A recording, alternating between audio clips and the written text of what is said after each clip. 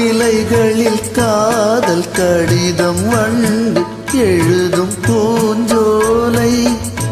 விரல்களில் மேனி முழுதும் இளமை வரையுமோ கவிதை இலைகளில் காதல் கடிதம் வண்டு எழுதும் பூஞ்சோலை விரல்களில் மேனி முழுதும் இளமை வரையுமோ கவிதை